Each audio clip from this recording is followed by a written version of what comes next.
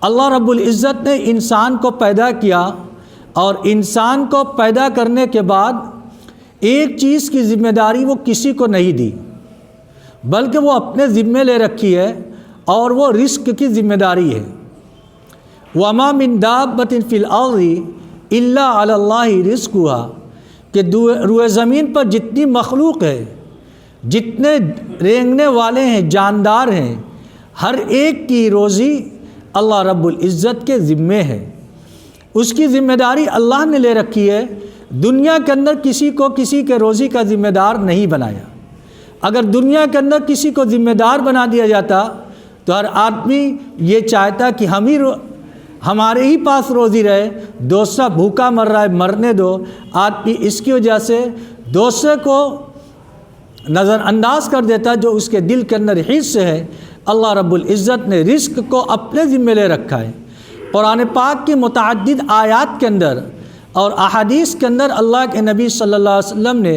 رزق کے متعلق ارشاد فرمایا کہ آدمی دنیا کے اندر آتا بھی نہیں ہے کہ اس کی روزی لکھ دی جاتی ہے کہ یہ شخص دنیا کے اندر کتنے دن زندہ رہے گا، اس کی کتنی روزی ہوگی۔ آدمی کی روزی اس کے آنے سے پہلے آسمان پر لکھ دی جاتی ہے۔ اللہ رب العزت نے رزق کو، روزی کو صرف اپنے ذمہ لے رکھا ہے، کسی کو اس کا اختیار نہیں دیا۔ آج انسان کی ساری تگ و دو، ساری محنت، ساری سوچ اور فکر، صبح سے لے کر شام تک، رات کو سونے سے لے کر صبح کے اٹھنے تک، کسی بھی انسان سے آپ پوچھیں گے تو اس کی فکر صرف اور صرف روزی کی ہوتی ہے، رزق کی ہوتی ہے۔ کیسے مالدار بن جاؤں، کیسے یہ حاصل کر لوں، کیسے وہ حاصل کر لوں، ساری چیز ہمارے پاس حاصل ہو جائے، اسی کی فکر کے اندر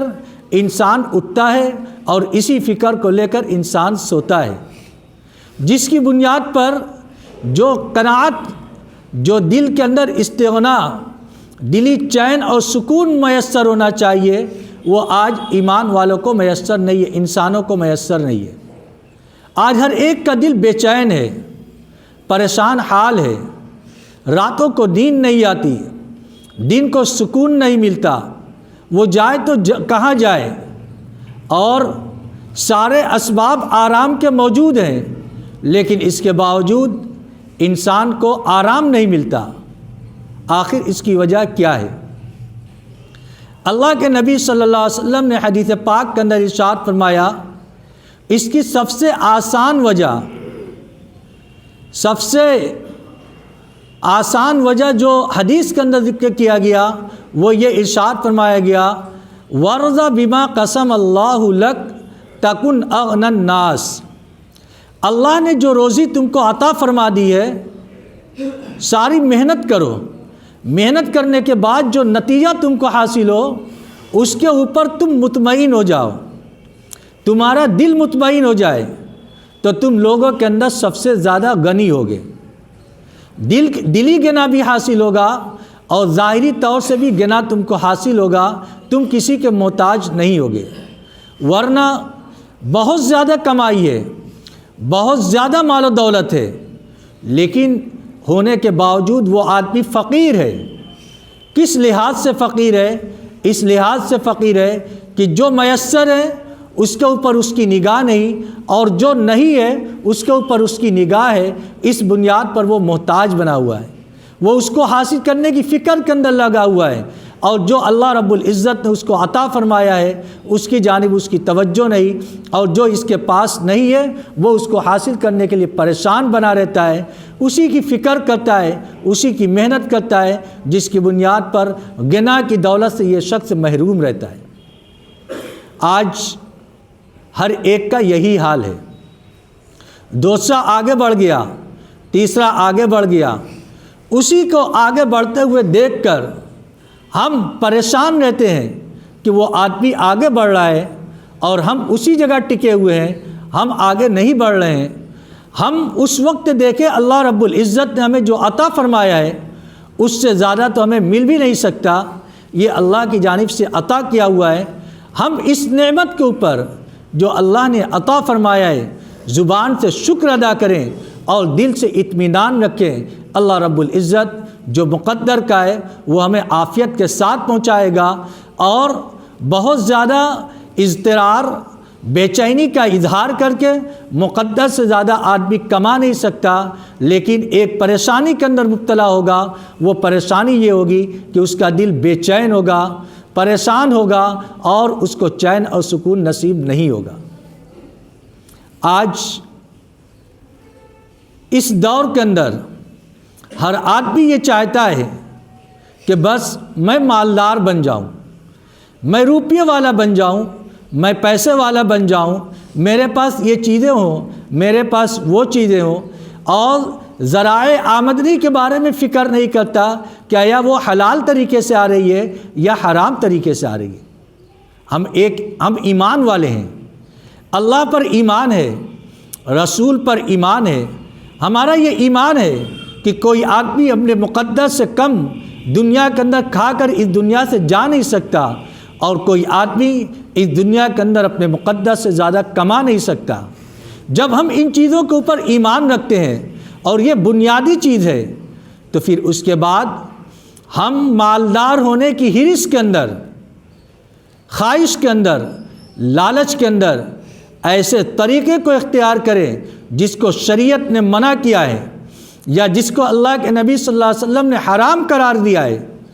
ان چیزوں کو اختیار کریں۔ اس کی بنیاد پر ہم اپنے آپ کو جہنم کا مستحق بنا رہے ہیں اور اپنی نسلوں کو جہنم کے اندر ڈھکیل رہے ہیں۔ حدیث کے اندر آتا ہے، جس کے اندر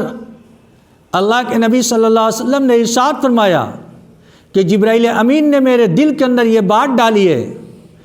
ان نفسا لن تموت حتی تستکمل رزقہا، کہ دنیا کے اندر کوئی آدمی اس وقت تک مر نہیں سکتا جب تک کہ اپنے رزق کو مکمل وصول نہ کر لے، اپنے رزق کو مکمل نہ کر لے، جو اس کے مقدر کی روزی ہے وہ کھا نہ لے یا اس کو استعمال نہ کر لے۔ پھر ارشاد فرمایا وَلَا يَحْمِلَنَّكُمْ اسْتِبْطَاءُ الرِّزْقِ أَن تَطْلُبُوهَا بِمَعَاصِ اللَّهِ فَإِنَّهُ لَا يُدْرَكُ مَا عِندَ اللَّهِ إِلَّا بِطَاعَتِهِ، کہ لوگوں رزق کو حاصل کرنے کے اندر درمیانہ روی اختیار کرو، وَأَجْمِلُوا فِي الطَّلَبِ، رزق کے تلاش کرنے کے اندر میانہ روی اختیار کرو، بہت زیادہ اس کے اندر حد سے تجاوز مت کرو۔ اللہ رب العزت نے جس کے لیے جو وقت بنایا ہے، وَجَعَلْنَا اللَّيْلَ لِبَاسًا وَجَعَلْنَا النَّهَارَ مَعَاشًا، اللہ رب العزت نے قرآن پاک کے اندر صاف ارشاد فرمایا، ہم نے رات کو آرام کے لیے بنایا ہے، اس کے اندر آدمی آرام کرے۔ وَجَعَلْنَا النَّهَارَ مَعَاشًا، اور ہم نے نہار کو یعنی دن کو معاش کے لیے بنایا ہے، آدمی اس کے اندر معیشت، اپنے رزق کی محنت کرے۔ شریعت کے اندر نہار اور لیل کا تعلق غروب آفتاب سے طلوع آفتاب تک ہوتا ہے، اس لیے آدمی کے لیے روزی کو حاصل کرنا دن کے اندر ہے، اور رات کے اندر شریعت کے اندر آدمی کے لیے آرام کرنے کا ہے۔ زمانہ نے جب ترقی کی، جس کو ترقیات کہا جاتا ہے، تو اس ترقی کے اندر ایک چیز یہ بھی شامل ہو گئی کہ آدمی رات کو دیر تک جاگے اور صبح کو دیر تک سوئے۔ جو یہ کلچر یہ اپنے یہاں آ گیا ہے، یہ قرآن پاک کے اس اصول کے سراسر خلاف ہے، جس کے اندر ارشاد فرمایا گیا رات کو آرام کے لیے بنایا اور دن کو کام کے لیے بنایا۔ آج ہمارا معاشرہ اس کے خلاف جا رہا ہے۔ تو اللہ کے نبی صلی اللہ علیہ وسلم نے ارشاد فرمایا رزق کو حاصل کرنے کے اندر میانہ روی اختیار کرو۔ جو وقت اللہ رب العزت نے رزق کو حاصل کرنے کے لیے بنایا ہے، اس کے اندر رزق کی تلاش کرو۔ جو آرام کے لیے بنایا ہے، اس کے اندر آرام کرو، حد سے زیادہ تجاوز مت کرو۔ وَلَا يَحْمِلَنَّكُمْ اسْتِبْطَاءُ الرِّزْقِ أَن تَطْلُبُوهَا بِمَعَاصِ اللَّهِ، کہیں ایسا نہ ہو